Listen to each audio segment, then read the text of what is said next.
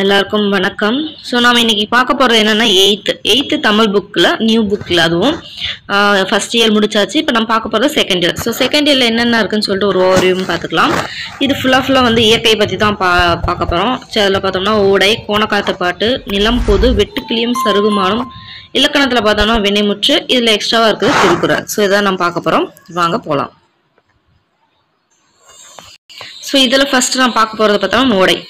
மனித வாழ்வு இயற்கையோடு ஏந்தது. கவிமிகு கலைப்பொழுதும் மயக்கும் மாலை பொழுதும், பிறை நிலவும் ஓடும் ஓடையும் பாயும் ஆறும், கத்தும் கடலும் நம் மனத்தை மயக்க வல்லவை. அவ்வாறு மனத்திற்கு இன்பம் மற்றும் கவிதை ஒன்றே கற்போம். ஸோ எது என்னென்ன பண்ணணும் பார்க்கலாம்.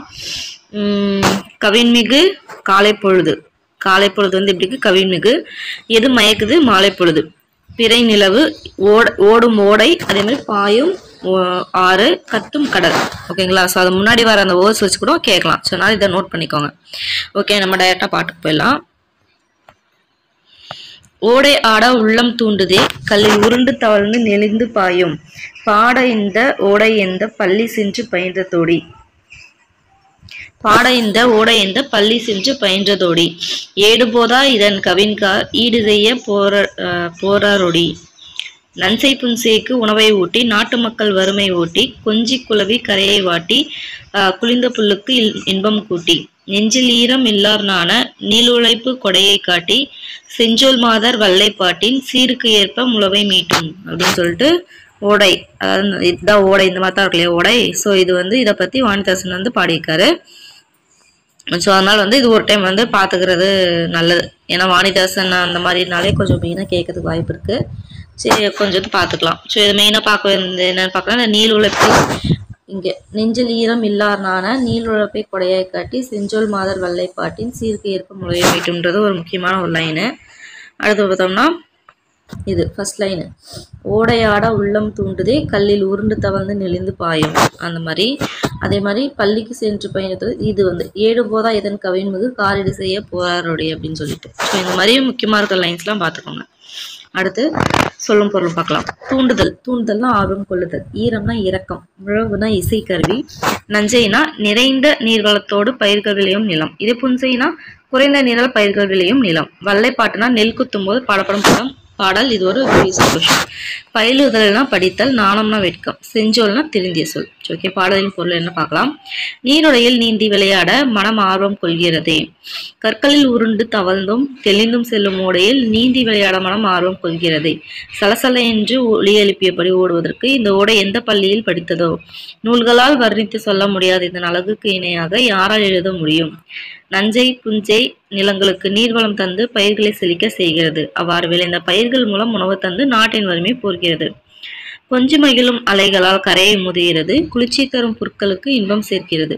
நெஞ்சத்தில் இரக்கம் இல்லாதவர் விற்கப்படுமாறு இடையாறு ஓடி தன் உழைப்பை கொடையாக தருகிறது. சிறந்த சொற்களை பேசும் பெண்கள் பாடும் வல்லைப்பாட்டின் சிறப்புக்கேற்ப முளவை முழங்கும் போல ஒளி எழுப்புகிறது அப்படின்னு சொல்லிட்டு சொல்றாரு. ஓகே, நூலில் ரொம்ப முக்கியம் பார்க்கலாம். தமிழகத்தின் ஓர்ஸ்வர் நம்மளுக்கு நல்லாவே தெரியும், வாணிதாசன். இவர் வந்து என்ன இயற்பெயர் என்னன்னு பார்த்தோம்னா அரங்கசாமி என்கிற எத்திராசலும். ஸோ ஃபர்ஸ்ட் பாயிண்ட் என்னது, அவர் வந்து தமிழகத்தின் ஓர்ஸ்வர் அப்படின்னு சொல்லி புகழப்படுறாரு. அவரோட சிறப்பு பெயர் அரங்கசாமி. அவரோட இயற்பெயர் பார்த்தோம்னா அரங்கசாமி என்ற எத்திராசலும். அதுக்கப்புறம் இவர் வந்து பாரதிதாசனோட மாணவர். ரொம்ப முக்கியமான ஒன்று, பாரதிதாசனோட மாணவன் கேட்பாங்க. யாரும்? வாணிதாசன். தமிழ், தெலுங்கு, ஆங்கிலம், பிரெஞ்சு இந்த மாதிரி மொழிகளை 4 மொழியில் பார்த்தோம்னா வல்லவர். வேற சிறப்பு பேர் என்ன பார்த்தோம்னா கவிஞரேறு, பாவலர்மணி அந்த மாதிரி சொல்றாங்க. ஸோ என்ன சிறப்பு பேர் நான் பார்த்தோம். தமிழகத்தின் ஓர்ஸ்வர்த், கவிஞரேறு, பாவலரேறு. இவருக்கு பிரெஞ்சு அரசு என்ன பண்ணியிருக்காங்கன்னு பார்த்தோம்னா செவாலியர் விருது வழங்கியது. ஸோ இவருக்கு என்ன விருது வழங்கினாங்கன்றது முக்கியம், எந்த அரசு வழங்குச்சு அப்படின்றது முக்கியம். ஸோ செவாலியர் விருதுனாவே மேக்ஸிமம் பிரெஞ்சு அரசு வந்துடும். ஸோ அதை வச்சு நான் வச்சுக்கலாம். ஸோ பிரெஞ்சு அரசு செவாலியர் விருது வழங்கியிருக்காங்க. இவர் என்னென்ன நூலில் எழுதியிருக்காருன்னா தமிழச்சி, கொடிமுல்லை, தொடுவானம், எழிலோவியம், குழந்தை இலக்கியம். இந்த மாதிரி இவரோட நூல் வந்து இவர் வந்து இந்த மாதிரி எழுதியிருக்காரு. ஸோ என்னென்னது, தமிழச்சி. தமிழச்சி என்ன பண்ணாங்க, கொடியில் போய் முல்லைப்பூ அறுத்தாங்க. அந்த முல்லைப்பூ வந்து பார்த்தோம்னா அந்த கொடி வந்து வானத்தை தொடுற அளவுக்கு உயரமாக வளர்ந்துருந்துச்சு. அதை பார்க்கவே ரொம்ப எழில் அந்த அந்த அது எழிலாக இருக்கு. எழில்னா அழகு மாதிரி தான் சொல்லுவோம். அதை பார்க்கவே ஓவியமாக இருந்துச்சு. அதை வந்து இலக்கியமாக வந்து பாடினாங்க, குழந்தை இலக்கியமாக பாடினாங்க அப்படின்னு சொல்லிட்டு சும்மா அப்படி நான் வச்சுக்கலாம். சரி, தமிழச்சி, கொடிமுல்லை, தொடுவானம், எழிலோவியம், குழந்தை இலக்கியம். அடுத்து இந்த பாடப்பகுதி ஓடை எதுலேருந்து வந்துட்டு போகுதுன்னா அந்த தொடுவானம். இங்கே தொடுவானம் இருக்கு இல்லையா, அதுலேருந்து ஒரு பாடல் தான் இந்த ஓடை. ஸோ கேட்பாங்க, ஓடை அப்படின்ற பாடல் இடம்பெற்றுள்ள நூல் எது அப்படின்னு சொல்லி கேட்பாங்க, தொடுவானம். ஓகேங்களா. பள்ளிக்கு சென்று கல்வி பயிலுதல் சிறப்பு. செஞ்சொல் மாதரின் வல்லைப்பாட்டுக்கேற்ப உழையை மூட்டுவது ஓடை. நஞ்சையினை வந்து நன்மை கூட்டல் செய். நீள் உழைப்புனா நீள் கூட்டல் உழைப்பு. சீர்கூட்டல் ஏற்ப சீருக்கேற்ப. ஓடை கூட்டல் ஆட ஓடையாட. ஓகே, அவ்வளோதான். அடுத்து நான் பார்க்க போகிறது பார்த்தோன்னா கோணக்காத்து பாட்டு. அதாவது இயற்கை வந்து மிகவும் அழகானது, அமைதியானது, மக்களுக்கு மகிழ்ச்சியூட்டுது. ஆனால் அது வந்து சீற்றம் கொண்டு பொங்கி எழுந்தால் அது வந்து பேரழிவை ஏற்படுத்திவிடும். தமிழ்நாடு அடிக்கடி புயலால் தாக்கப்படும் போது, முன்பு ஒரு முறை தமிழ்நாடு புயலால் தாக்கொண்ட போது நாட்டுப்புற பாடல் வடிவில் பாடப்பட்ட பாடலில் அறிவோம் அப்படின்னு சொல்லி சொல்றாங்க. ஸோ அதுதான் கோணக்காத்து பாட்டு. சூறாவளி வரும்போது பாடின பாட்டு, நாட்டுப்புற பாடல். சரி, ஓகே, பார்க்கலாம். உருமன் கட்டிய முகிலால் கோணக்காத்து உழன்று மெத்த அடித்ததினால் பெரிதான வீடுகள் எல்லாம் கோப்புடனே பிரிந்தும் கூரை தட்டு சரிந்ததங்கே. சிங்காரமாய் வாங்கல் நகரில் வைத்திருந்த தென்னம்பிள்ளை அத்தனையும் மின்னமாச்சுதே. மங்காத காங்கேய நாட்டில் மேட்டுக்காட்டில் மாளாத பருத்தி எல்லாம் கோலாக போச்சுதே. ஆரங்கள் வைத்த சுவரெல்லாம் மெத்தை வீடு அடியோட விழுந்ததங்கே. கெளிலங்கி தாரங்களும் பிள்ளைகளும் கூடிக்கொண்டு தானடந்து வேகமாக கூக்கு என்றார். அப்படின்னா ஒரு மாதிரி சவுண்ட் விட்டுனே போறாங்கன்ற மாதிரி, அலறிக்கிட்டு போற மாதிரி வச்சுக்கோங்களேன். வாகுடனே தொண்டைமான் சீமை தன்னிலே வளர்ந்தோங்கும் மாநகரம் தன்னிலே தானே. சேகரமாய் வைத்த மரங்கள் அத்தனையும் சின்ன பின்னமாய் ஒடிந்து பின்னமாச்சுதே. சம்பிரமுடன் கப்பல் எல்லாம் கடலிலே தானடந்து வேகமுடன் வரும்போதிலே கொம்பு சுத்தி கோணக்காத்து காலனை போல கோணமலை வந்து கப்பல் தான் கவிழ்ந்ததே. ஆற்காடு மைசூர் வரைக்கும் கோணக்காத்து அலறி மெத்த அடித்ததினால் மார்க்கமான சாலையின் போல சனங்கள் எல்லாம் மயங்கி மெத்த தவித்தார்களே. தெத்துக்காடு காலப்ப நாயக்கன் பட்டியிலே செத்திருந்த ஆடு மாடு மெத்த உண்டாம் சித்தர்கள் பொருந்தி வாழும் கொல்லிமலை சேர்ந்திருந்த நாடெல்லாம் காத்தடிச்சதே. இப்படிக்கு சேதங்களானால் குமரேசா எப்படி பிழைத்து நாங்கள் ஒப்பிதமாவோம். மெய்ப்புடனே வேலாயுதம் கொண்டு வருகின்ற விக்கனம் எல்லாம் தீர்த்து காத்திடுறையா அப்படின்னு சொல்லிட்டு குமரனை யாரு, முருகனை வந்து வேண்டாங்க. இது பண்ணதுன்னா வெங்கம்பூர் சாமிநாதர். ஓகே, இதோட சொல்லும் பொருள் பார்க்கலாம். முகில் மேகம், கெடுக்கலங்கினா மிக வருந்தி, சம்பிரமுடனா முறையாக, சேகரம்னா கூட்டம், இது ரொம்ப முக்கியம். காங்கேய நாடுன்னா என்ன சொல்லுவாங்கன்னா, அந்த கொங்கு மண்டலத்துல இருக்கு 24 நாடுல ஒண்ணுதான் இந்த காங்கேய நாடு. இங்க கொங்கு மண்டலத்துல இருக்கு 24 நாடுல ஒண்ணு. பின்னம்னா சேரம், வாகுனா சரியாக, காலன்னா யமன், மெத்தனா மிகவும். இதோட பொருள் பார்க்கலாம். திரண்டு எழுந்த மேகங்களால் உருவான காற்று வேகமாக அடித்ததால் பெரிய வீடுகளின் கூரைகள் எல்லாம் மொத்தமாக பிரிந்து சரிந்தன. வாங்கல் என்னும் ஊரில் அழகாக வைக்கப்பட்ட தென்னமலைகள் எல்லாம் வீணாயின. எப்படி கேட்கலாம், எந்த ஊர்ல அழகான தென்னமலைகள் வைக்கப்பட்டன, அதெல்லாம் வீணாயின, அந்த மாதிரி சொல்லி கேட்பாங்க. எந்த ஊரு, வாங்கல். அடுத்து, அழிவில்லாத காங்கேய நாட்டின் மேட்டு பகுதியில் வளர்ந்திருந்த பருத்தி செடியெல்லாம் சிதைவடைந்தது, அடுத்து வெறும் குச்சிகளாக மாறின. அதே மாதிரி பருத்தி செடி எங்க வச்சாங்கன்னு கேட்கலாம், காங்கேய நாடு. ஸோ தென்னம்பிள்ளை எங்க, வாங்கல். தென்னம்பிள்ளை வாங்க அப்படின்னு அந்த மாதிரி நான் வச்சுக்கலாம். காங்கேய நாடுல பார்த்தோம்னா பருத்தி செடி. அழகிய சுவர்களுடைய மாடி வீடுகள் அடியோடு விழுந்தன. ஆடவர் தம் மனைவி பிள்ளைகளுடன் கூ கூ என்று அலறிபடி ஓடின. தொண்டைமான் நாட்டில் சிறப்பாக வைக்கப்பட்ட மரங்கள் அனைத்தும் சின்னப்பனமாக ஒழிந்தது. ஸோ ஓகே, சிறப்பான மரங்கள் என்னன்னா எங்கெங்க வச்சிருக்காங்கன்னா தொண்டைமான் நாடு. கடலில் விரைந்து வந்த கப்பல் யமனை போல வந்த பெருமழையினால் சுழல் காற்றினால் விழுந்தது. ஸோ யமனை போல வந்தது என்று கேட்குவாங்க, பெருமழை. ஆற்காடு முதல் மைசூர் வரை வீசிய புயலால் சாலைகளில் சென்ற மக்கள் தடுமாறி நின்றனர். எங்கிருந்து எது வரைக்கும் கேட்கலாம், ஆற்காடு முதல் மைசூர் வரை வந்து வீசுச்சு புயல். வீசுனீங்க ஆற்காடுல இருந்து மைசூர் வரை. தெத்துக்காடு, காலப்ப நாயக்கம் பட்டி ஆகிய பகுதிகளில் ஏராளமான ஆடு மாடுகள் இருந்தது. எங்கெங்க ஆடு மாடுகள் இறந்து கிடந்தன்னு கேட்கலாம். தெத்துக்காடு, காலப்ப நாயக்கம் பட்டி. அதே மாதிரி சித்தர்கள் எங்க வாழ்றாங்க, நம்ம எல்லாருக்கும் கொல்லிமலை, அதுல இருக்க புயல். அதனால யாரை இவங்க வேண்டுறாங்க இந்த அழிவிலிருந்து காப்பாற்ற சொல்லி முருகப்பெருமானை கேட்பாங்க. யார்கிட்ட வேண்டிக்கிட்டாங்கன்ட்டு முருகப்பெருமான். நூல்வேல் பார்க்கலாம். அதாவது நாட்டில் வந்து பெரும் பஞ்சம் ஏற்பட்ட காலங்களில் மக்கள் பட்ட துயரங்களை அக்காலத்தில் வாழ்ந்த புலவர்கள் கும்மி பாடல்களாக பாடினர். ஸோ இந்த மாதிரி பேச்சு தமிழில் அமைந்த இவை பஞ்சகுமிகள் என்று அழைக்கப்பட்டன. புலவர் சே ராசு தொகுத்த பஞ்சகுமிகள் என்னும் நூலில் இடம்பெற்றுள்ள வெங்கம்பு சாமிநாதன் இயற்றிய கோணக்காத்து பாட்டு என்னும் காத்து நொண்டி சிந்திலிருந்து சில பாடல்கள் இங்கே தரப்பட்டுள்ளன.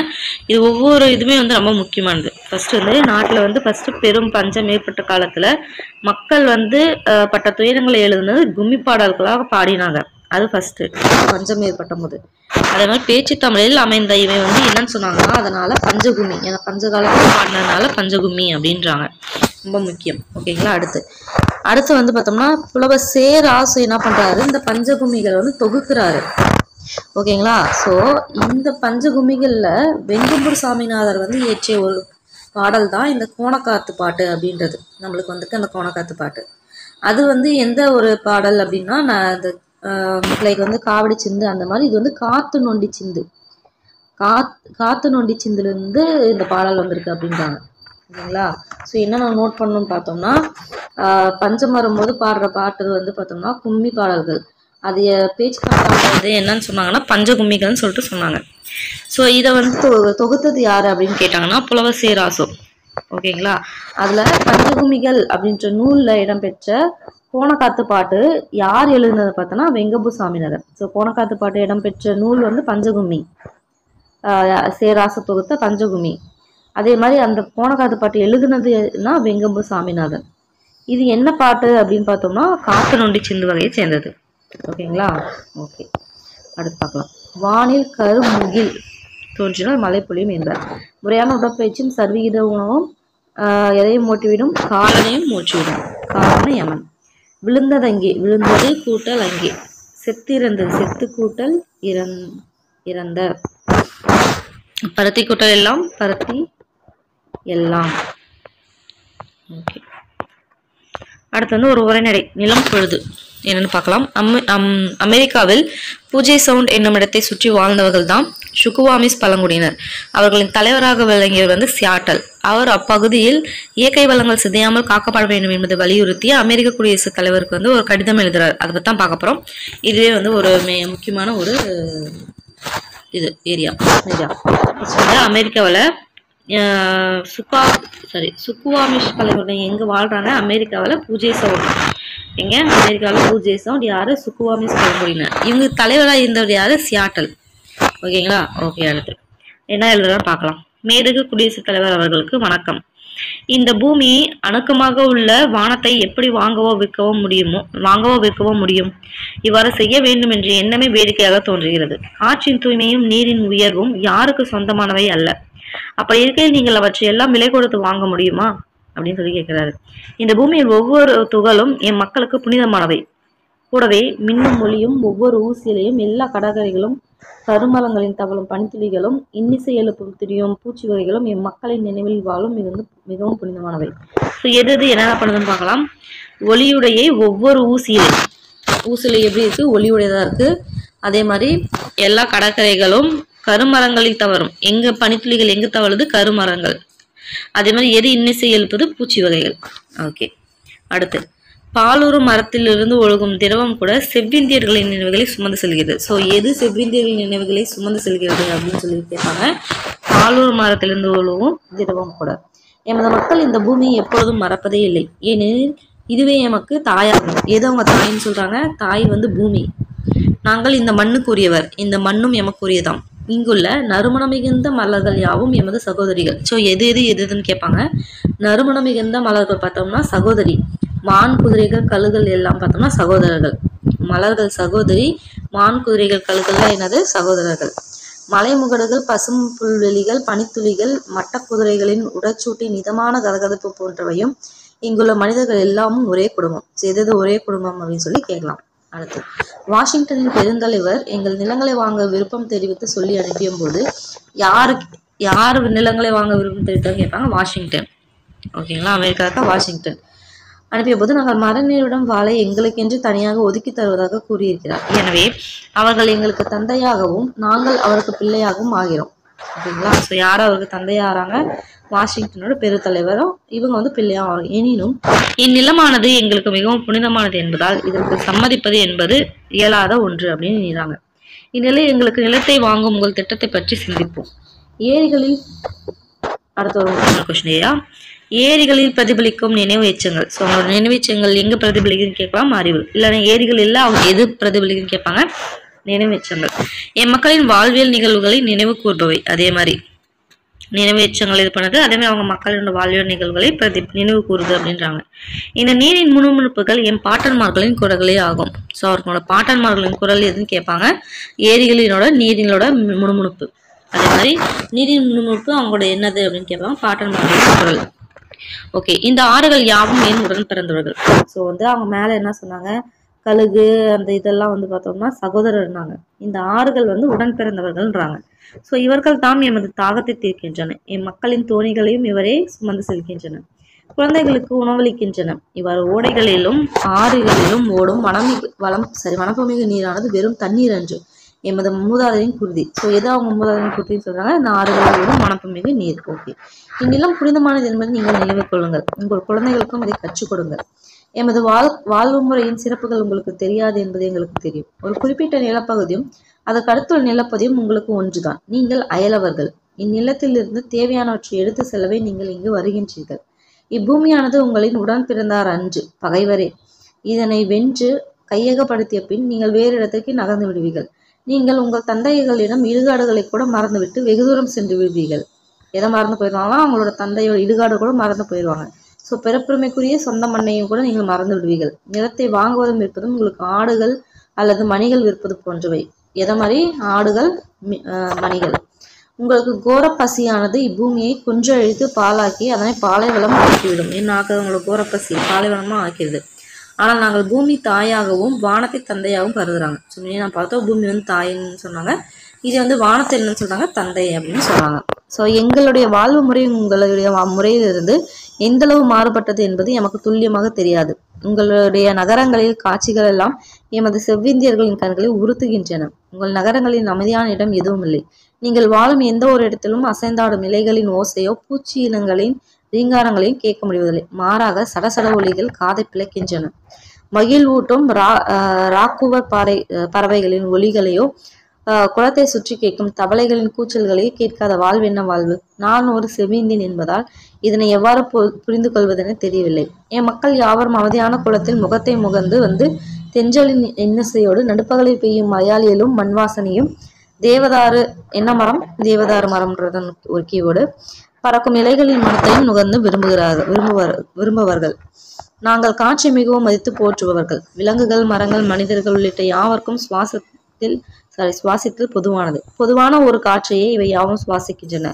நீங்கள் சுவாசிக்கும் காற்றை பற்றி சிந்தித்ததில்லை. இந்த காற்றானது அனைத்து உயிர்களையும் காக்கிறது. இவ்வுணவுகளை சுமந்து நிற்கும் காற்று இன்றியமையானவை. நாங்கள் நிலத்தை விட்டு நேர்ந்த பின்னரும் நீங்கள் மறக்கவே கூடாது. எங்கள் கால்களை தாங்கி நிற்கும் இந்த நிலமானது எம்முடைய பாட்டன்மார்கள் எரிந்த சாம்பலால் ஆனதாகும். ஓகேங்களா, இது அவங்களோட சாம்பல், பாட்டன்மார்களின் சாம்பல். இது அவங்களை தாங்கி நிற்கும் இந்த நிலம். அதே மாதிரி எப்போ போல அந்த நிலமே தாங்கின்னு சொல்லிட்டாங்க. எமது உறவு முறையாரின் வளமான வாழ்வால் ஆனதே நிலமாகும். அதே மாதிரி இதனை நாங்கள் எங்கள் குழந்தைகளுக்கு சொல்லிக் கொடுப்பது போல உங்கள் குழந்தைகளுக்கும் நீங்கள் சொல்லிக் கொடுங்கள். அப்போதுதான் அவர்கள் இந்நிலத்தை மதிப்பார்கள். இப்பூமியின் மீது எது விழுந்தாலும் அவையெல்லாம் பூமி தாயின் மீது விழுவியனே ஆகும். மேலும் இப்பூமியின் மீது மக்கள் துப்பக்கூடுமானால் அது அவர்கள் தம் தாய் மீது துப்புவதற்கு ஒப்பானதாகும். இந்நிலமானது கடவுளும் மதிக்கக்கூடிய ஒன்றாகும். ஆகவே இதற்கு கெடுதல் செய்வதென அதனை படைத்த கடவுளை அவமதிப்பும் செயலாகும். நீங்கள் மற்ற பழங்குடியினரை காட்டிலும் முன்கூட்டியே இந்நிலத்தை விட்டு செல்லக்கூடும். நீங்கள் படுத்துறங்கிய இடத்தை நீங்களே அசுத்தப்படுத்தினால் ஒரு நாள் இரவு நீங்கள் உங்கள் குப்பைகளுக்குள்ளேயே மூச்சு முட்டி இறந்து போகக்கூடும். இப்பகுதியில் உள்ள எருமைகள் கொல்லப்படுவதையும் எங்கு பார்த்தாலும் மக்கள் நடமாட்டம் அதிகரிப்பதையும் தொன்மையான மலைகள் மறைந்து தொலைபேசி கம்பிகள் பெருகி வருவதை எங்களால் ஏற்றுக்கொள்ள முடியவில்லை. இங்கிருந்து புதற்காடுகள் எங்கே சென்றன, மலைக்கழுகுகள் எங்கே சென்றன, விரைவாக ஓடக்கூடிய மட்ட குதிரைகள் வேட்டையாடி அழித்துக் கொண்டிருக்கிறீர்கள். இப்படித்தான் வாழ வேண்டும் என்று வாழ்க்கை முடிவுக்கு வந்துவிட்டது. என்ன அழிச்சிட்டாங்க, மட்ட குதிரை. அடுத்து, நாங்கள் எங்கள் நிலத்தை விற்பதாக இருந்தால் எங்கள் நிலத்தை நாங்கள் நேசிப்பது போலவே நீங்களும் நேசியுங்கள். நாங்கள் எப்படி காப்பாற்றி வைத்திருந்தோமோ அப்படியே காப்பாற்றுங்கள். முழுமையான விருப்பத்தோடு உங்கள் குழந்தைகளுக்கு இந்நிலத்தை போற்றி காப்பாற்றுங்கள். நிலத்தை நேசிங்கள், இயற்கை நம்ம எல்லோரையும் நேசிப்பது போல அப்படின்னு சொல்லிட்டு சியாட்டல் எழுதுறாரு. ஸோ ஓகே, இந்த கட்டுரையை யார் எழுதுனாங்க அப்படின்னு பார்த்தோம்னா பக்தவச்சல பாரதி. பக்தவச்சல பாரதி அப்படின்றவர் தமிழ் பழங்குடிகள் அப்படின்ற நூலிலிருந்து எடுத்து தரப்பட்டது. ஸோ இந்த கட்டுரை எழுதுனது யாரு, பக்தவச்சல பாரதி. எதுலேருந்து தமிழக பழங்குடிகள். செவ்விந்தியர்கள் நிலத்தை வந்து என்னவா மதிக்கிறாங்க? தாய். வானத்த தந்தை. இன்னோசை இனிமை கூட்டல் ஓசை. பால் கூட்டல் ஊரும் பாலூரும். அடுத்து பார்த்தோன்னா ஒரு 7 வெட்டுக்கிளியும் சருகுமானம் ஒரு இது. ஸோ இது என்னன்னு பார்க்கலாம். இந்த பாக்ஸ் வந்து ஃபுல்லாக வந்து கொஸ்டின் ஏரியா. தமிழ்நாடு கேரள மாநிலங்களின் எல்லைக்கு அருகே உள்ளது பரம்பிக்குளம், ஆனைமலை போன்ற பகுதிகளில் காடர்கள் என்னும் பழங்குடியினர் வாழ்ந்தனர். யாரு? காடர்கள். எங்க வாழ்ந்தாங்க? தமிழ்நாடு கேரள மாநிலத்தின் எல்லைக்கு பக்கத்துல இருக்க பரம்பிக்குளம், ஆனைமலை. காடர்கள். அவங்களோட முன்னோர்கள் காடுகளில் எவ்வாறு வாழ்ந்தனர் என்பதை வருங்கால தலைமுறை மறந்துவிடக்கூடாது என்று எண்ணினர். எனவே காடுகள், செடி கொடிகள், விலங்குகள் தொடர்பான கதைகளை தங்கள் பிள்ளைகளுக்கும் பேரன் பேத்திகள் சொல்லி வந்தனர் அப்படின்னு சொல்றாங்க. அப்படிப்பட்ட ஒரு இதுதான் இது. சரி, ஓகே, பார்க்கலாம். நடுக்காட்டில் சலசலவென ஓடும் ஓடையுடைய பள்ளத்தாக்கில் பெரிய மரம் ஒன்று விழுந்து கிடந்தது. அதன் மீது மெத்து மெத்து என்ற பச்சை பாசி படர்ந்திருந்தது. பூச்சி புழுக்கள், நத்தைகள் ஆகியன அந்த மரத்தை எப்போதும் வைத்து கொண்டிருக்கும். காட்டில் உள்ள அனைத்து விலங்குகளுக்குமே நீர் இருந்து அந்த ஓடைக்கு வரும். தாகம் தணிந்த பின் சிறு விலங்குகள் பக்கத்தில் உள்ள அடர்ந்த குறிஞ்சி புதரில், என்ன புதரில்? குறிஞ்சி புதரில் ஓய்வெடுத்து கொள்ளும். குறிஞ்சி புதரின் தாள படர்ந்திருந்த கிளையில் பளிச்சென்று பூத்திருந்த நீல பூவின் இதழ்களுக்கிடையே பச்சை வெட்டுக்கிளி ஒன்று வசித்து வந்தது. ஓகே, குறிஞ்சி புதர், என்ன கலர் பூவு? நீலப்பூவு. என்ன இருந்துச்சு? ஒரு பச்சை வெட்டுக்கிளி. ஓகேங்களா? சொல்றேன். அது ஒரு வாயாடி வெட்டுக்கிளி. எப்போதும் பேசிக்கொண்டே இருப்பதால் அடிக்கடி சிக்கலில் மாட்டிக்கொள்ளும். ஒரு மாலை நேரம் கூரன் என்ற பெண் சருகுமான், என்னது? பெண் சருகுமான், அதோட பேரு கூரன். அது வந்து வெட்டுக்கிளி பார்த்தது. சருகுமான் ஓடையை தாண்டுவதும் குதிப்பதுமாக இருந்தது. சருகுமான் அப்படின்றது ஒரு சிறிய பிராணி, ஒரு பெரிய வீட்டு பூனை அளவு தான் இருக்குமா. போதாதற்கு கூச்சப்படும் விலங்கு வேறு அப்படின்றாங்க. எனவே அதை பார்த்து வெட்டுக்கிளி பயப்படவில்லை. கூரன் குறிஞ்சி புதர் அருகில் இளைப்பாற வந்தது. இதுதான் சாக்கு என்று வெட்டுக்கிளி அதெல்லாம் பேச துவங்கியது. என்ன கூரன், பார்த்து வெகு நாள் ஆயிற்று. இவ்வளவு நாட்கள் எங்கு போயிருந்தாய்? ஏன் அங்கும் இங்குமாய் வேகமாய் ஓடுகிறாய்? காட்டில் அந்த கோடியில் இருந்து இப்பொழுது உன்னிடம் பேச எனக்கு நேரமில்லை.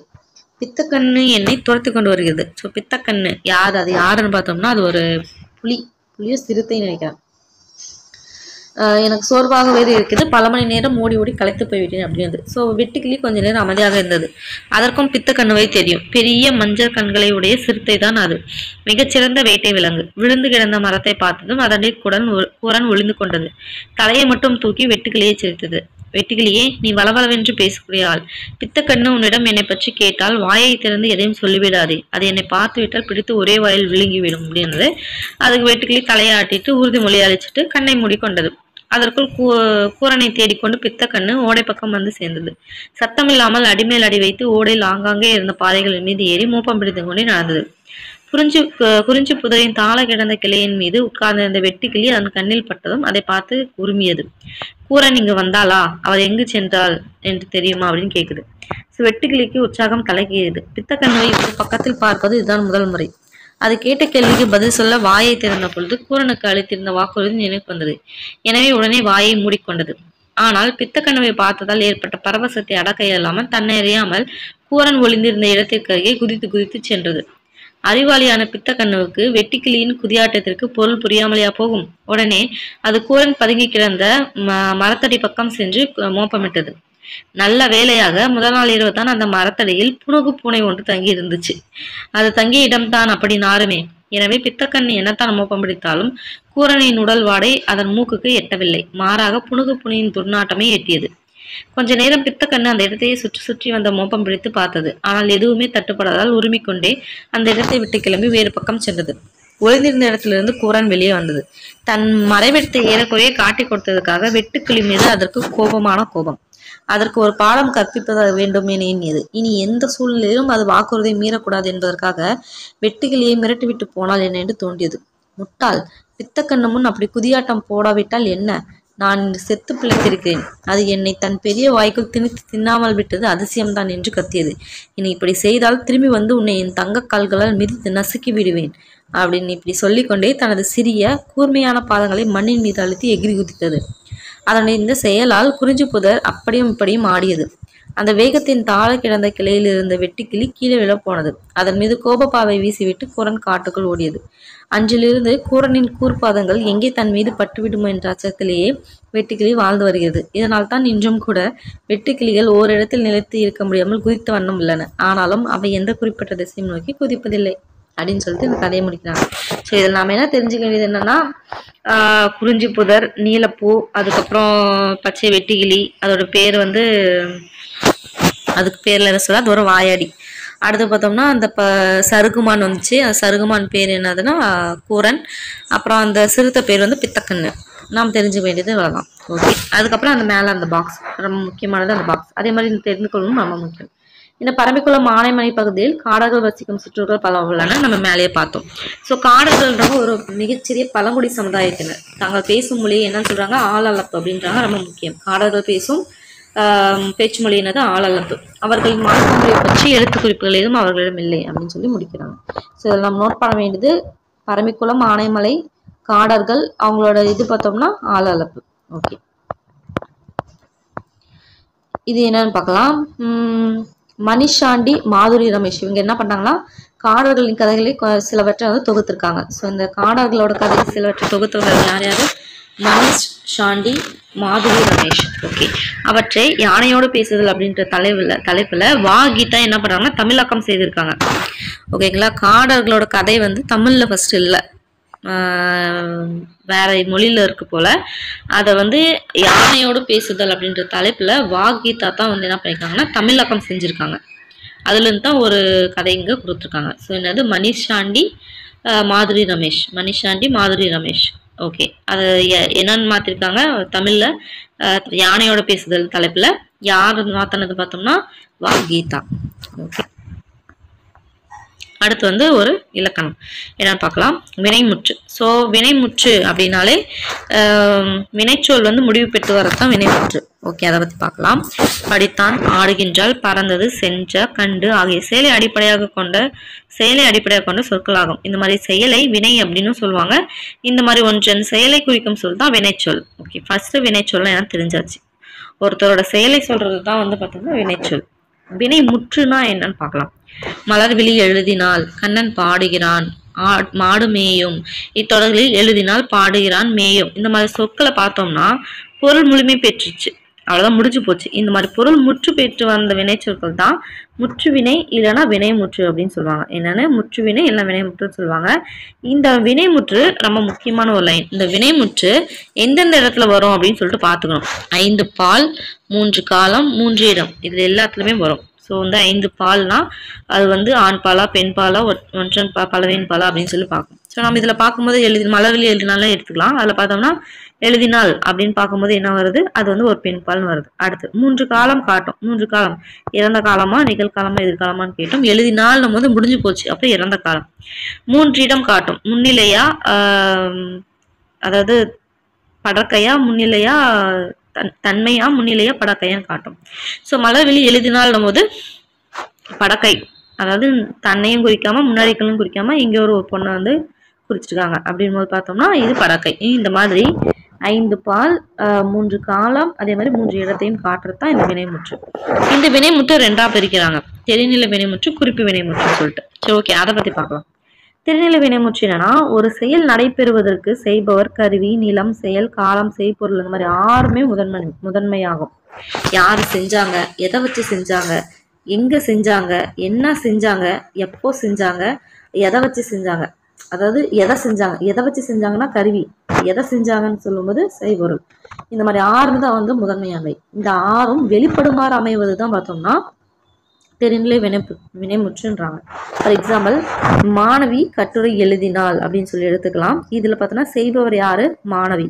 இதுல கருவி என்னது, தாளும் எழுதுகோளும். அதாவது நமக்கு நல்லாவே தெரியுது, கட்டுரை எழுதுனாங்கன்னா அது வந்து பேப்பரை வச்சு பேனா வச்சு தான் எழுதுவாங்க. எங்க எழுதுவாங்க, பள்ளியில.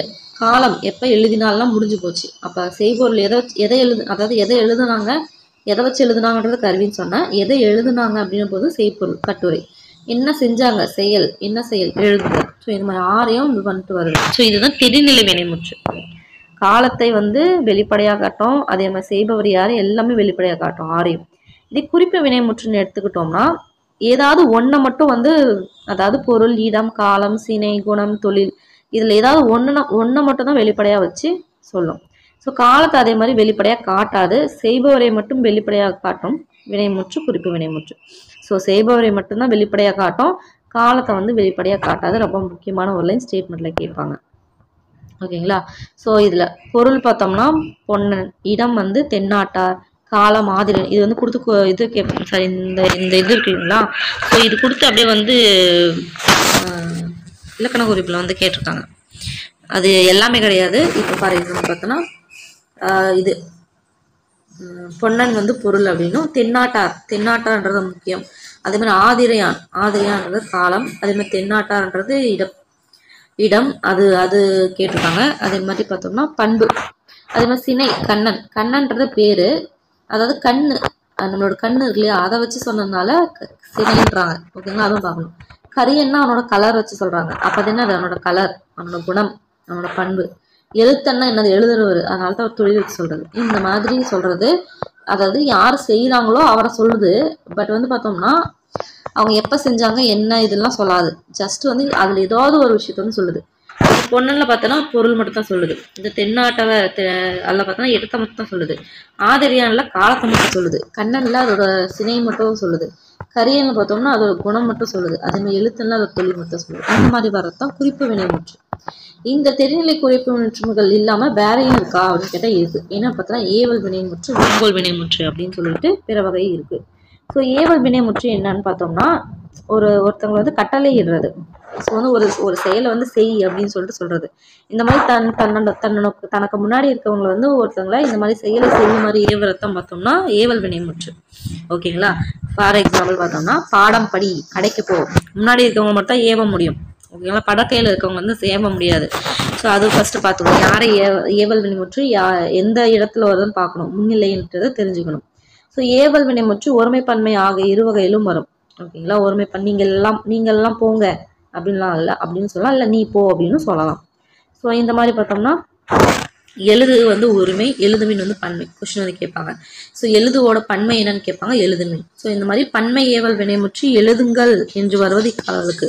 இந்த எழுதுமின்றது அக்கால வழக்கு. இப்போ நம்ம என்ன சொல்றோம், எழுதுமின்னு சொல்றது, எழுதுங்கள் அப்படின்னு தானே சொல்றோம், அதை தான் சொல்றாங்க. ஸோ ஏவல் வினைமுற்றுனா என்ன, முன்னாடி ஒருத்தவங்களை ஏவது இந்த செயலை செய்கின்றாரு. வேங்கோல் வினைமுற்று என்னன்னா வாழ்த்துதல், வைதல், விதித்தல், வேண்டல். இந்த மாதிரி 4 பொருள்ல வரத்தான் வந்து வேங்கோல் வினைமுற்று கேட்பாங்க. எந்தெந்த பொருள்ல வரும்ட்டு. வாழ்த்துதல், வாழ்த்துறது, நல்லா இருங்க அப்படின்னு. வைதல்னா திட்டுறது. அதே மாதிரி விதித்தல்னா ஒருத்தவங்களுக்கு வந்து ஆர்டர் போடுறது. வேண்டல்னா வேண்டி கேட்போம் இல்லையா, அது. இந்த 4 பொருள்லையும் வரத்தான் வேங்கோல் வினைமுற்று. இந்த வினைமுற்று பார்த்தோம்னா இரு திணை, அதே மாதிரி 5 பால், அதே மாதிரி 3 இடம். இந்த இது எல்லாமே காட்டும். எது அந்த மேலே நம்ம பார்த்தோம் இல்லையா தெரிநிலை, அந்த மாதிரி இருதிணை வினைமுற்று நார்மலாவே இருதிணை 5 பால் 3 இடம். ஓகே, பட் வந்து காலத்தை வந்து காட்டல.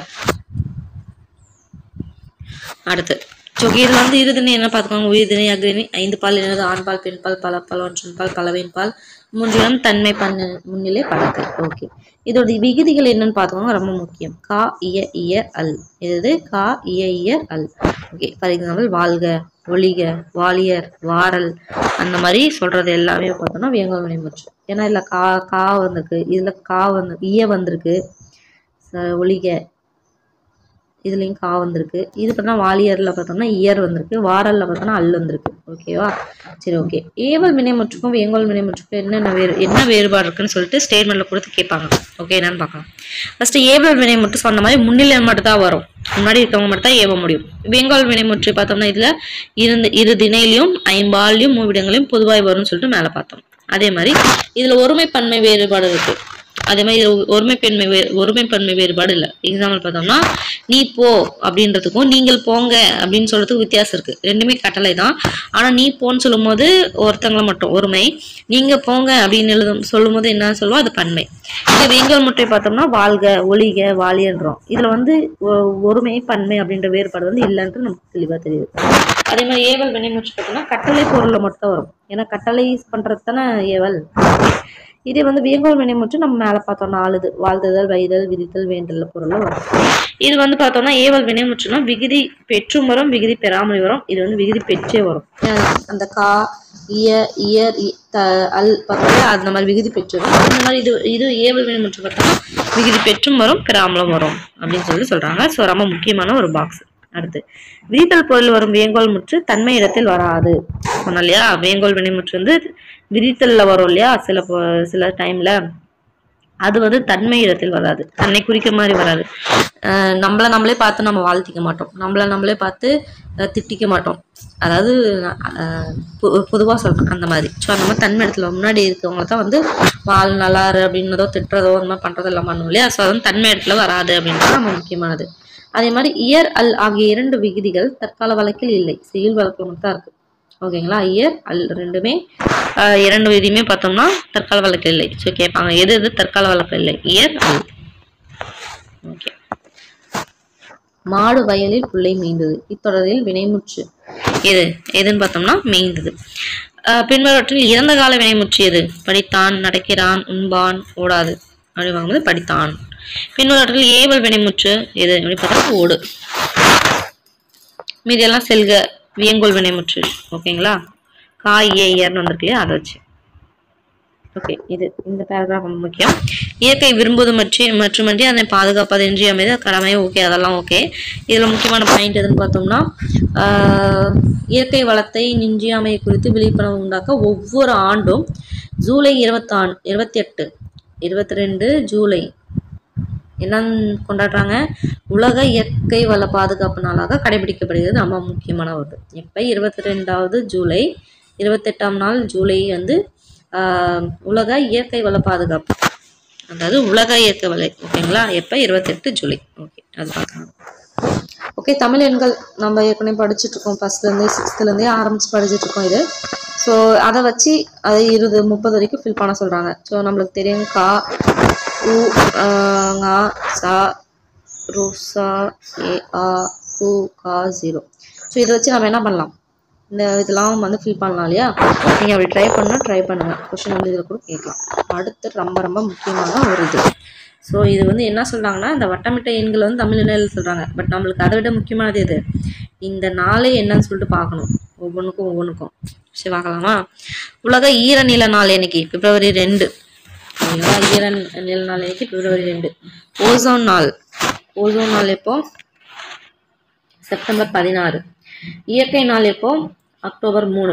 வனவிலங்கு நாள் அக்டோபர் 6. உலக இயற்கை சீரழிவு தடுப்பு நாள் வந்து அக்டோபர் 5. ஓகே, ஸோ இதில் பார்த்தோம்னா 2 மட்டும்தான் தனியாக வந்திருக்கு, இது இல்லாமல் அக்டோபர் வந்திருக்கு. ஸோ அக்டோபரில் என்னென்ன வருதுன்னு பார்க்கலாம் லைனா. அக்டோபர் 3 பார்த்தோம்னா இயற்கை, 5 பார்த்தோம்னா சீரழிவு, 6 பார்த்தோம்னா வனவிலங்கு. ஸோ இது எப்படி ஞாபகம் வச்சுக்கலாம்? 3, 5, 6 ஞாபகம் இருந்துச்சுன்னா இயற்கை சீரழிவால் வனவிலங்குலாம் செத்து போச்சு அப்படின்னு ஞாபகம் வச்சுக்கலாம். ஓகேங்களா, இங்கே இயற்கை நாள், இயற்கை சீரழிவு தடுப்பு நாள், இந்த வந்து வனவிலங்கு. ஸோ வந்து 3, 5, 6 அப்படின்னு சொல்லிட்டு டேட் வச்சுக்கலாம், லைனாக வச்சுக்கலாம். அப்படிங்கும் போது பார்த்தோம்னா இயற்கை நாள் அன்னைக்கு இயற்கை சீரழிவு தடுக்கலை அப்படின்னு சொன்னோம்னா வனவிலங்கு எல்லாமே என்ன ஆகும்? செத்து போயிடும் இல்லையா. ஸோ அதை வந்து சொல்கிறோம்னா நம்ம ஞாபகம் வச்சுக்கலாம். அதுதான் 3, 5, 6 அப்படின்னு ஞாபகம் வச்சுக்கலாம். ஓகே, பிப்ரவரி 2 ஈரநாள், செப்டம்பர் 16 ஓசோன், அதுதான் அப்படி ஞாபகம் வச்சுக்க வேண்டியதான். செப்டம்பர் 16 என்ன? ஓசோன். ஈரநிலம் பார்த்தோம்னா 2. மறுபடி சொல்லுங்க, ஈரநிலம் 2, ஓசோன் செப்டம்பர் 16. நம்ம மேலே பார்த்தோம் இயற்கை நாள் பார்த்தோம்னா 3, இயற்கை தடுப்பு நாள் பேரழிவு தடுக்கும் நாள் சீரழிவு தடுப்பு நாள் பார்த்தோம்னா அக்டோபர் 5. இதே பார்த்தோம்னா வனவிலங்கு நாள் பார்த்தோம்னா 6. ரொம்பவே முக்கியமான நாள், நோட் பண்ணி வச்சுக்கோங்க. ஓகே, அடுத்து பார்க்கலாம்.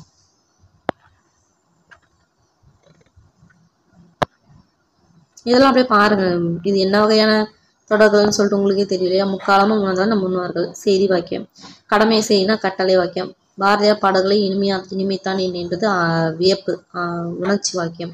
நீ எத்தனை புத்தகங்கள் படுத்தினது வினா வாக்கியம். ஸோ அந்த மாதிரி வந்து பார்த்துக்கோங்க. இதே மாதிரி மாத்துறது வினைத்தொடரை வந்து மாற்றுறது. நேற்று நம்ம ஊரில் வந்து மழை பெய்ததுன்னு சொல்லிட்டு ஒரு செய்தியாக கொடுக்குறாங்க, அது வினா தொடராக மாற்ற சொல்கிறாங்க. நேற்று நம்ம ஊரில் மழை பெய்ததா அப்படின்னு சொல்லிட்டு கேட்கறது வினா வாக்கியம். அந்த மாதிரி காடு மிகவும் அழகானது உணர்ச்சி வாக்கியமாக மாற்றோம்னா காட்டின் அழகு அப்படின்னு மாற்றலாம். ஸோ எப்படி அந்த மாதிரி உணர்ச்சி வாக்கியம் வர மாதிரி நீங்கள் மாற்றிக்கலாம். அந்த மாதிரி அந்த பூனையின் காலில் அடிபட்டு இருந்து செய்தி தொடராக மாற்றுச்சு. நம்ம மாற்றினோம்னா பூனையின் காலில் அடிபட்டு விட்டது, அவ்வளோதான் முடிஞ்சது. விளைவு தொடராக மாற்று. அதிகாலையில் துயில் எழுவது நல்லது அப்படின்னு சொல்கிறாங்க. விளைவு தொடராக வந்து மாற்ற சொல்கிறாங்க.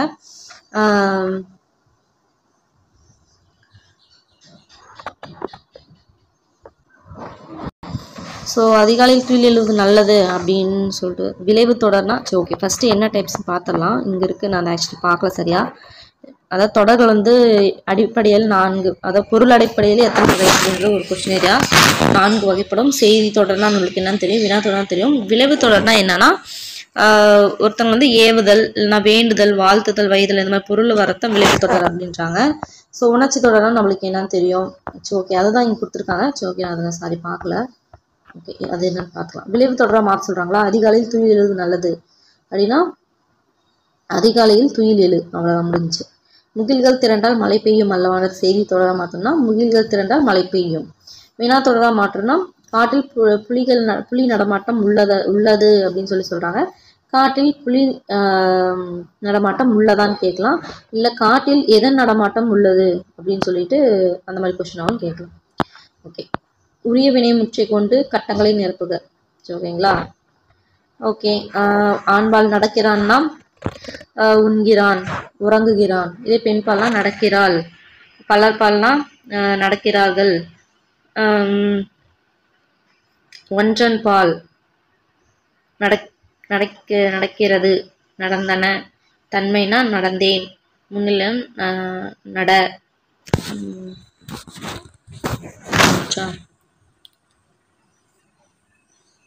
அந்த மாதிரி படக்கைனா நடக்கிறான், இறந்த காலமாக நடந்தான். அந்த மாதிரி ஒன்று அப்படியே ட்ரை பண்ணுங்க.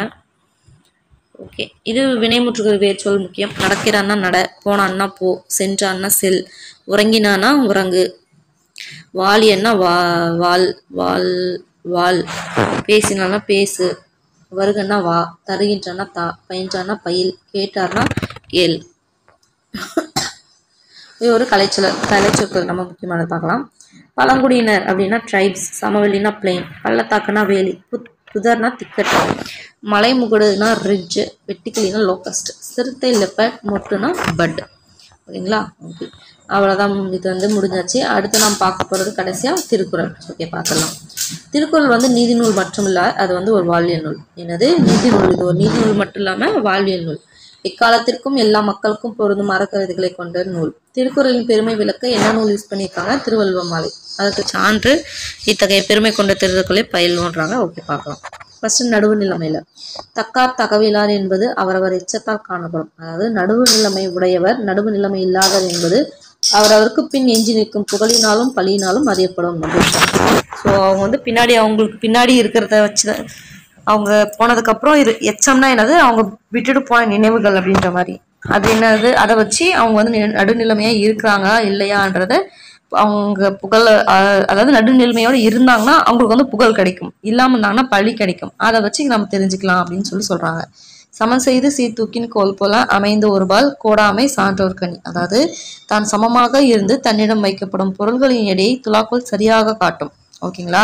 ஸோ அந்த மாதிரி போன்றன்னு வந்துருச்சா, அப்ப என்ன அது ஓமையணி. அது போல நடுவு நிலைமையுடன் சரியாக செயல்படுவது சான்றோர் கழகம் ரொம்ப முக்கியம். என்ன அணின்று. ஸோ தான் சமமாக இருந்து தன்னிடம் வைக்கப்படும் பொருட்களின் இடையே துலாக்கோல் சரியாக காட்டும். அது போல நடுவு நிலைமையுடன் சரியாக செயல்படுவது சான்றோர் கழகம். அடுத்து கூடா ஒழுக்கம். வழியில் நிலைமையான் வல்லூர்வும் பெற்றம் புலியின் தோல் போர்த்தம் எய்ந்தற்று. இது என்ன? இல்பொருள் ஓமையணி. ஏன் இல்பொருள் ஓமையணி? பொருள் பார்க்கலாம், தெரிஞ்சிடும். மனத்தை அடக்கும் வல்லமை இல்லாதவர் மேற்கொண்ட வலிய தவக்கோலம் புலியின் தோலை போர்த்தி கொண்ட பசு பயிரை மேய்ந்தது போன்றது. ஓகேங்களா. ஸோ ஒரு புலி வந்து பசுவோட தோலை போர்த்திக்கிட்டு புல் மேயுமா? அது வந்து அதாவது நம்ம ஒரு கற்பனையில சொல்லிக்கலாமே தவிர உண்மையில வந்து நடக்காத ஒரு விஷயம். அது இல்லாத ஒரு பொருளை வந்து நம்ம ஓமையா வச்சு ஒரு விஷயத்த வந்து ஓமையா வச்சு பேசுறது தான் பார்த்தோம்னா இல்பொருள் ஓமையணி. இதுல ரெண்டா பிரிச்சு பாருங்க. இல் பொருள் தான் இல் கூட்டல் பொருளா. இல்லைன்னா என்னது? இல்லாத ஒரு பொருள். அந்த மாதிரி இல்லாத பொருளை ஓமையா பேசுறது தான் இல் பொருள் ஓமையணி. ஓகேங்களா. ஓகே, கனை கொடிது ஒரு டைம் படிச்சுக்கலாம். வழியில் நிலைமையான் வல்லுருவம் பெற்றம் புலியின் போல் போர்த்து மேய்ந்தற்று. அடுத்து கனை கொடிது யாழ் கொடு செவ்விது ஆங்கு அன்ன வினைப்படு பாலால் கொளல். நேராக இருந்தாலும் அம்பு வந்து கொடிதாக இருக்கிறது, வளைவுடன் இருப்பினும் யாழின் கொம்பு இனிதாக இருக்கிறது. அதுபோல மக்களின் பண்புகள் அவரவர் தோற்றத்தால் அல்லாமல் செயல் வகையால் உணர்த்தி கொள்ள வேண்டும். என்ன சொல்றாங்கன்னா, அம்பு வந்து நேரா இருக்கு, அதனால அது நல்ல விஷயம் ஆயிருமா? நம்ம வந்து உயிரை எடுக்கிற ஒரு விஷயம். ஆனா வந்து யாழ் மீட்டுவாங்க இல்லையா, அந்த யாழ் பார்த்தோன்னா வளைவா தான் இருக்கும், ஆனா அதுகிட்ட வந்து இன்னிசை வரும். ஸோ இந்த மாதிரி அது வளைஞ்சிருக்கிறதுனால அது வந்து கெட்டதும் கிடையாது, அது நேராக இருக்கிறதுனால அது நல்லதும் கிடையாது. ஸோ அந்த மற்ற மக்களோட பண்பு அவங்களோட தோற்றத்தை வச்சு பார்க்காம என்ன பண்ணணும், அவங்களோட செயல் வகையால் வந்து உணர்ந்து கொள்ள வேண்டும். ஸோ இதுலயே அது போலன்னு சொல்லிட்டு ஒரு வந்திருக்கு, அது ஊமை அணின்னு சொல்லிட்டு எடுத்துக்கலாம். ஓகே. கல்லாமை. உலர் என்னும் மாத்திரையார் அல்லால் பயவா கலர் அணையர் கல்லாதவர். கல்லாதவர் வந்து பயனில்லாத கலர் நிலம் போன்றவர். ஸோ இது வந்து ஒரு ப்ரீவியஸ் கொஸ்டின். கல்லாதவர் வந்து எதை மாதிரி அப்படின்னு சொல்லி கேட்டிருக்காங்க. பயனில்லாத கலர் நிலம். அவர் உயிரோடு இருக்கிறார் என்பதை தவிர அவரால் வேறு எந்த பயனும் இல்லை அப்படின்னு சொல்லிட்டு சொல்றாங்க. ஓகே. வெள்ளமோடு மக்கள் அணையர் இலங்கு நூல் கற்றாரோடு ஏனையவர். அதாவது கற்றவருக்கும் கல்லாதவருக்கும் இடையே உள்ள வேறுபாடானது மக்களுக்கும் விலங்குகளுக்கும் இடையே உள்ள வேறுபாட்டிற்கு இணையானது அப்படின்றாங்க. ஸோ கற்றவருக்கும் கல்லாதவருக்கும் உள்ள வேறுபாடு என்னது? மக்களுக்கும் விலங்குக்கும் இடையே உள்ள வேறுபாட்டிற்கு இணையானதுன்றாங்க. ஓகே. ஸோ அப்போ கல்லாதவங்களை யார் கூட கம்பேர் பண்றாங்க? விலங்கோடு கம்பேர் பண்றாங்க. நெக்ஸ்ட், குற்றங்கடிதல். வருமுன்னர் காவாத்தான் வாழ்க்கை எரிமுன்னர் வைதூறு போல கேடும். அதாவது பழிவாரத்துக்கு முன்னாடி நம்ம என்ன பண்ணுவோம், சிந்திச்சு தம்மை காத்து கொள்ளாதவருடைய வாழ்க்கை எந்த மாதிரி? நெருப்பின் அருகில் வைக்கப்பட்ட வைக்கோல் போல அழிந்துவிடும். போலன்னு வந்துருச்சா அப்படின்னாலே ஊமையணி. ஸோ அதாவது எப்படி நெருப்பு பக்கத்துல வைக்கோல் வச்சா அழிஞ்சு போயிருமோ, அந்த மாதிரி பழிவாரத்துக்கு முன்னாடி தன்னை சிந்தித்து காத்து கொள்ளாம இருக்கவங்களோட வாழ்க்கை என்ன ஆகும், அந்த மாதிரி அழிஞ்சு போயிரும்ட்டு கம்பேர் பண்ணி சொல்றாங்க. ஸோ என்னது? ஊமை அணி. தற்குற்றம் நீங்கி பிற குற்றம் காண்கிற்பின் என் குற்றம் ஆகும் இறைக்கு. அதாவது தலைவர் முதலில் தன் குற்றத்தை கண்டு நீக்கி அதன்பின் பிறருடைய குற்றம் ஆராய்ந்தால் அவருக்கு எந்த பழியும் ஏற்படாது அப்படின்றாங்க. ஸோ முதுகுல ஃபர்ஸ்ட் என்ன இருக்குன்னு பார்த்துட்டு அடுத்த முதுகை வந்து என்ன பண்ணணும், குறை சொல்லணும். ஓகேவா? ஸோ அதே மாதிரி ஒரு தலைவராக இருக்கிறவங்க என்ன பண்ணணும், தன்னோட குற்றத்தை நீக்காம போய் நம்மளுக்கு தொண்டராக இருக்கவங்க கிட்ட வந்து நீ அப்படி இப்படின்னு சொல்றதுல வந்து எந்த ஒரு இதுவும் கிடையாது. அந்த மாதிரி சொன்னாங்கன்னா அவங்களுக்கு பழிதான் உண்டாகும் அப்படின்றாங்க. ஸோ இடனறிதல். தொடங்கற்க எவ்வினையும் எல்லற்க முற்றும் இடங்கண்ட பின்னலது. அது என்ன சொல்றாங்க? பொருத்தமான இடத்தை அறியாமல் எந்த செயலை தொடங்கவும் கூடாது, அதை இகழவும் கூடாது. ஓகே. கடலோட கால்கள் நெடுந்தேர் கடலோடும் நாவாயும் ஓடா நிலத்து. ஸோ அணி என்னது? பிரிதுமொழிதல் ரொம்ப ரொம்ப முக்கியம். ஓகேங்களா? ஸோ வலிமையான சக்கரங்களை கொண்ட பெரிய தேர் கடலில் ஓட இயலாது. இதே வந்து கடலில் ஓடும் கப்பல் வந்து தரையில் ஓட இயலாது. அவரவர் தமக்கு இடங்களிலேயே சிறப்பாக செயல்பட முடியும் அப்படின்னு சொல்லிட்டு சொல்றாங்க. ஸோ இது வந்து பிரிதுமொழிதல் ரொம்ப ரொம்ப முக்கியம். ஸோ வலிமையான சக்கரம் என்ன பண்ணும், அது என்ன பண்ண, கடல்ல அது வந்து ஓட முடியாது. இதே வந்து கடலில் ஓடுற கப்பல் வந்து என்ன பண்ண முடியாது, தரையில் ஓட முடியாது. அந்த மாதிரி அவங்கவுங்க தனக்குரிய இடத்துல இருந்தால் மட்டும்தான் அதை சிறப்பாக செயல்பட முடியும் அப்படின்னு சொல்லிட்டு சொல்றாங்க. ஓகே. ஒரு நூல்வெளி பார்க்கலாம். பெருநாவலர், முதல் பாவலர், நாயனார் என்று பல சிறப்பு பெயர்களை குறிக்கப்படுவார். இவர் எத்தனை ஆண்டுக்கு முன்னாடி பட்டவர்? 2000 ஆண்டுன்றது முக்கியம். ஸோ தமிழில் உலகில் பல்வேறு மொழிகளில் மொழிபெயர்க்கப்பட்ட நூல் எது பார்த்தோம்னா இந்த நூல். மொத்தமா எத்தனை மொழின்னு சொல்லுவாங்கன்னா 107 அப்படின்னு சொல்லுவாங்க. ஓகேங்களா? ஸோ ரொம்ப முக்கியமான ஒரு பாயிண்ட். இந்நூல் அறம் பொருள் இன்பம் அப்படின்ற முப்பால் பகுப்பு கொண்டது. அதே மாதிரி அறத்துப்பால் பாயிரவியல் இல்லறவியல் துறவரவியல் ஊழியல். எத்தனை? 4 இயல்கள். அறத்துப்பால் பாயிரவியல் இல்லறவியல் துறவரவியல் ஊழியல். அப்படி சொல்லாங்களா? பாயிரவியல் இல்லறவியல் துறவரவியல் ஊழியல். அடுத்து பொருட்பால 3: அரசியல் அமைச்சியல் ஒளிபியல். அரசியல் அமைச்சியல் ஒளிபியல். இந்த மாதிரி இன்பத்து பால்ல பார்த்தோம்னா 2: களவியல் கற்பியல் அப்படின்னு 2. களவியல் கற்பியல். ஓகே. அடுத்து பார்க்கலாம். புகழாலும் பழியாலும் அறியப்படுவது நடுவு நிலைமை. ஸோ நடுவு நிலைமையோடு இருந்தோம்னா புகழ், இல்லைன்னா பழி. பயனில்லாத கலைஞருக்கு ஒப்பானது யாரு? கல்லாதவர். வல்லுருவம்னா வன்மை கூட்டல் உருவம். நெடுமை கூட்டல் தேர் நெடுந்தேர். வருமுன்னர் அப்படின்ற தொடங்கும் குரலில் பயின்று மணி என்ன? வருமுன்னர் காவாத்தான் வாழ்க்கை வைதுரு பொலக்கிடம் பார்க்குமா? ஓகே. கோடிட்ட இடத்தை நிரப்புக. வழியில் நிலைமையான் வல்லுருவம் பெற்றம் புலித்தோல் போர்த்து மேய்ந்தட்டுன்னு வரும். விலங்கோடு மக்கள் அணையர். நிமிஷம். விலங்கோடு மக்கள் அணையர் இளங்கநூல் கற்றாரோடு ஏனையவர். ஓகேங்களா? ஓகே. சீர்களை முறைப்படுத்தி எழுதுக. யாழ்கோடு அன்னக்குழல் கனைக்குடிது வினைப்படு பாலல் செவ்விது ஆங்கு.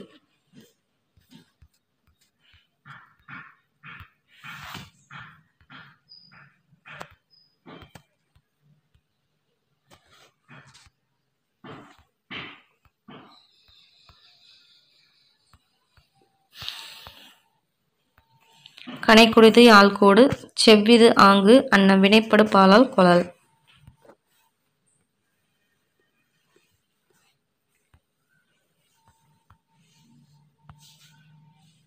என்னது? கடைக்குனித்து யாழ்கோடு அன்னக்குழல் பாலால் செவ்விது ஆங்கு. சரி, ஓகே. பார்த்தது சரி சீர்களேருந்து முறைப்படுத்திக்கோங்க. ஸோ மேக்ஸிமம் இப்படி கேட்க மாட்டாங்க. நடுவில் என்னென்ன விட்டுட்டு அது வந்திருக்குன்னு சொல்லி கேட்பாங்க, பார்த்துக்கோங்க. ஓகே, அவ்வளோதான், முடிச்சிட்டோம் நம்ம. ஸோ இது நம்ம பார்த்தோம் இல்லையா, அந்த புலித்தோல் வலிமை இல்லாதவங்களோட தவம் வந்து இப்போ புலித்தோல் போத்திக்கிட்டு பசுந்தோல் போத்திக்கிட்டு புலி வந்து புல் மேயிற மாதிரின்னு பார்த்தோம் இல்லையா, அந்த குரலுக்கு ஏற்ற மாதிரி வருது அந்த பிக்சர். இது கடலோட நாவாய், அந்த இது பெரிய சக்கரத்தையோட தேர் வந்து எப்படி நிலத்தில் ஓட முடியாதோ அந்த மாதிரி தரையில் ஓட முடியாது கப்பலால். ஸோ அது ஓகேங்களா? ஸோ அவ்வளோதான். ஓகே, இயல் 2 வந்து முடிச்சாச்சு. அடுத்து இயல் 3ல் மீட் பண்ணுறேன். பாய்.